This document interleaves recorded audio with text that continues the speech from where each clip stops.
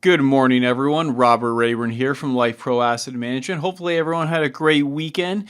And as we close out the month of August, and certainly can't believe how fast August did go, we're going to go over the election and seasonality as it relates to September and the performance of the markets, and what that really means for portfolios here over the next 2 to 3 months.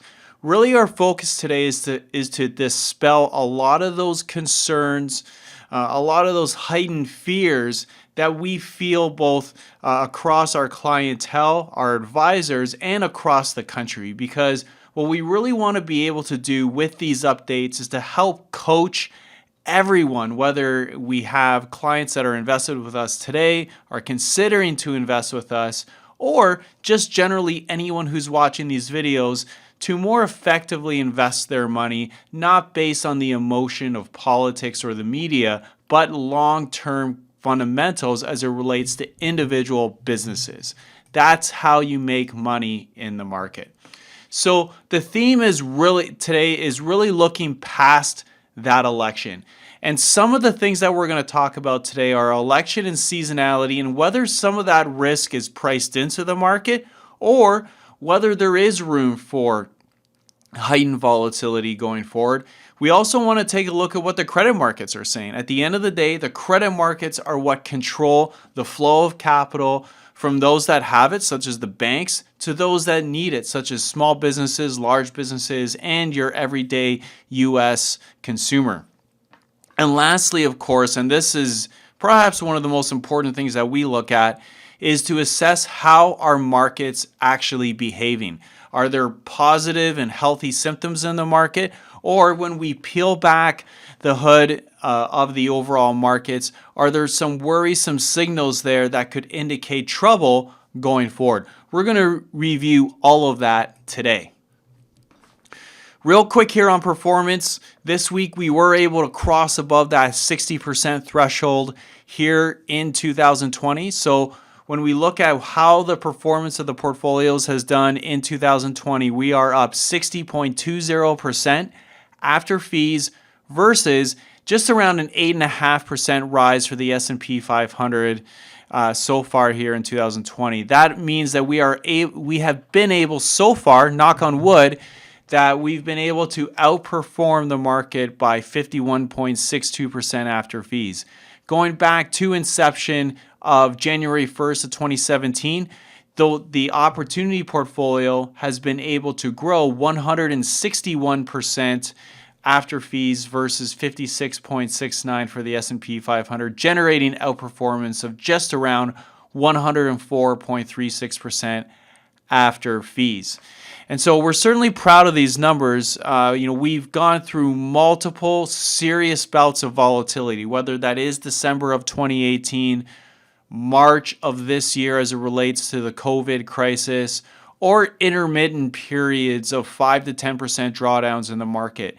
So far, we've been able to stick to our guns, stick to our themes, stick to our individual stock selection, and really focus on the long term. And that's a credit to our clients and our advisors. And nothing's going to change going forward. And so, for all of those new clients, existing clients, we want to make sure that those growth opportunities going forward are just as attractive as they were, call it 12 months earlier. So far so good. But again, we're as good as our last day, and we're not relenting on our focus to generate value going forward. Now, in terms of the election, yes, this is a divisive election. There's no doubt about that, no matter which side of the aisle you're on or if you're right smack in the middle of that political spectrum. But we have to separate all that. We have to put that in a box. We have to put it off to the side. And when it comes to money and when it comes to investment decisions, none of that matters. In fact, when we actually look at implied volatility around election day, this year it's already pricing in far above prior election day cycles. So whether it's 2012 or 2016, a couple of themes here is that it's way above where it already was in those prior two elections. So when we say, is this year going to have a lot more uncertainty as it relates to the election? Yes, it is. But is it priced into the market? And what we would say from this chart is that yes, it is. And more importantly, is as we get closer to the election, these implied volatility numbers tend to drop off because investors begin to realize that no matter what happens in the election, America will continue to operate, businesses will continue to open, and people will continue to spend money. And so I think that's something very important to take away from all of this. In terms of the chart on the right, September is always that time of the year, September, early October, where people get nervous. Historically speaking, there's been just a lot of weird and bad events that have happened to occur around September or October. And so when we look at seasonality from a historical perspective, September is not the most, not the strongest month whatsoever. It's, in fact, down 0.4%. But what's interesting is that when the S&P 500 is in a positive uptrend, in an established uptrend, and as it relates to the technicals, that performance is actually positive 0.4%.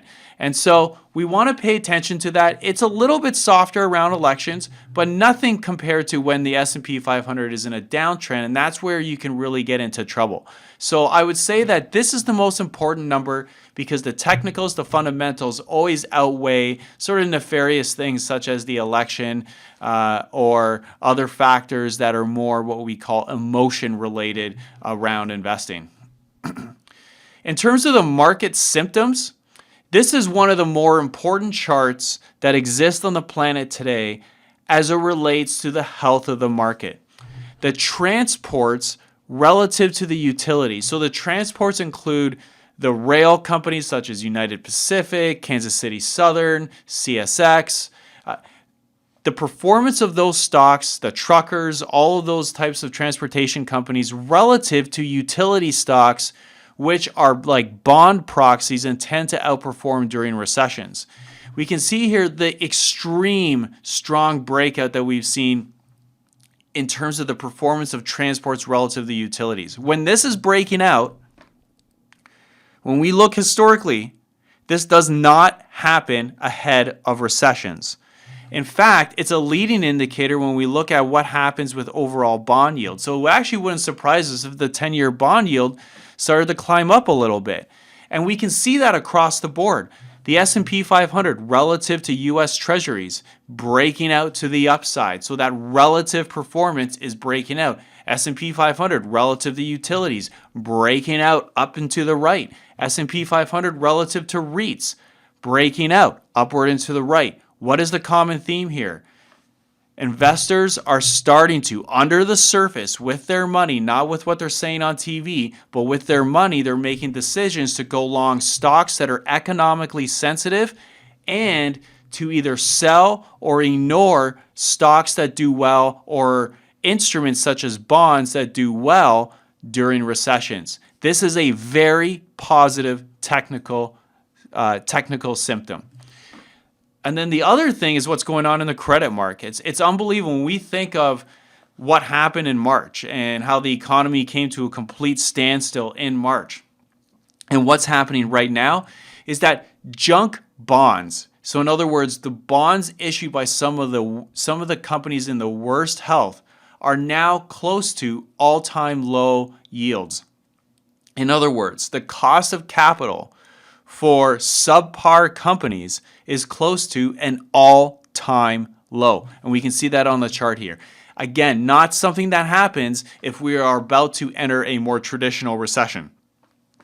And I bring up traditional recession because what happened in the month of March, for example, a global pandemic, that's not something you can model. That's not something you can say, hey, this year in our forecast, we are modeling a global pandemic. So that's not something that we try to model. We're not even going to attempt it in the future.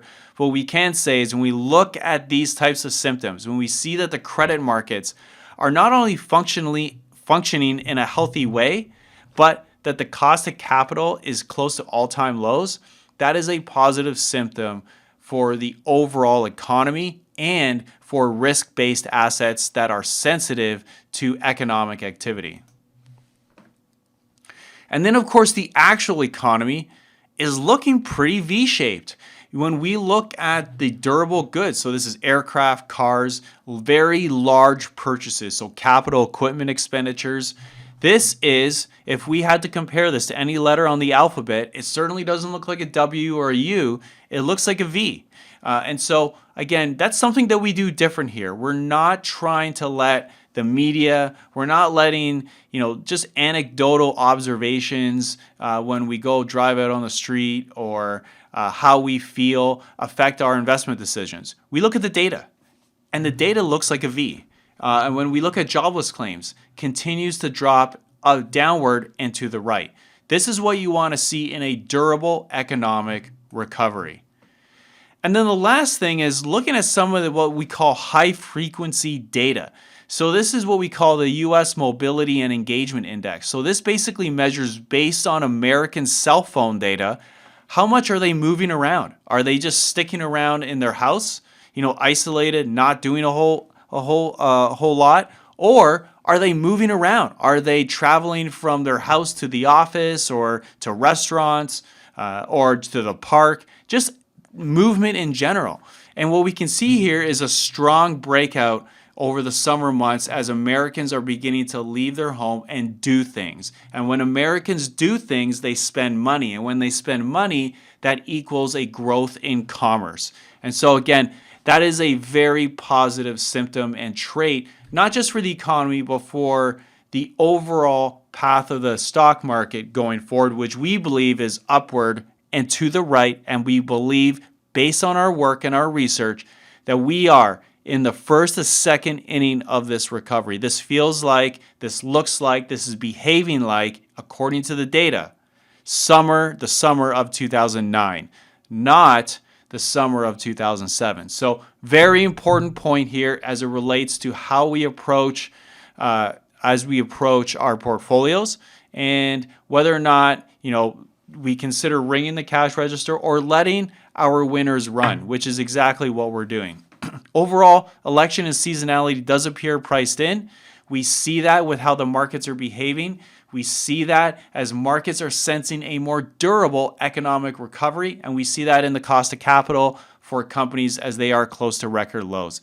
Thank you so much for all of your business, for your trust, your friendship, your guidance. If anyone has any questions whatsoever, please feel free to reach out to our team at 888-543-3776, or you can reach me on my cell phone at 858-354-5114. Thank you again and have a fantastic day.